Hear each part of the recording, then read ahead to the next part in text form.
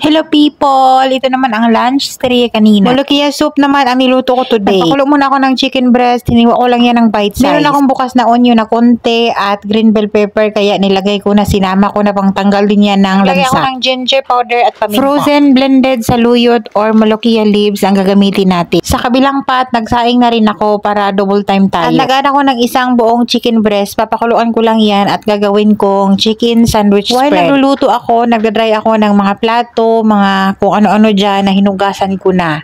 From kahapon pa yan, grabe loaded ako sa hugasin kasi nga naubusan kami ng tubig from lunch until night. Wala kaming water. Kaya tambak ang hugasin. Oh, wait. 1, 2, 3, smile. Nagsaing ako kanina at nagpakulo ng chicken breast. Tapos, sinundo ko muna yung aking isang estudyante, yung panganay na alaga.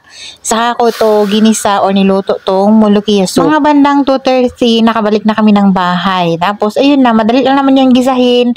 Mag-isa ka lang ng maraming bawang dyan. Tapos, ilagay ko na yung soup from the boiled meat. Boiled chicken pala. Tapos, ilagay ko na yung boiled chicken breast. Oops. Tapos, nilagay ko na yung molokia frozen. 2 pack na pala yung nilagay ko kasi nga baka magkulang.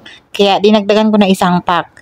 Tapos, yun, napakuluan lang natin yun until ma-melt yung blended na molokia and then lagyan lang yun ng asin paminta.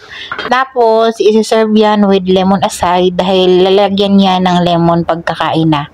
Masarap yan pagka bagong luto at isi-serve agad na super hot. Kami lang dito ng 2 kong alaga at ako kaya sinabayan ko na rin silang kumain. Kawawa naman, wala silang kasama. Sa daming nakatambak ni amo na trabaho kaya hindi na siya nakapirmi dito sa bahay. Kaya ako yung nag-decide kanina ng lunch kasi nga sobrang busy na at hindi ko na yan tatanungin. And that's it. Thank you so much for watching.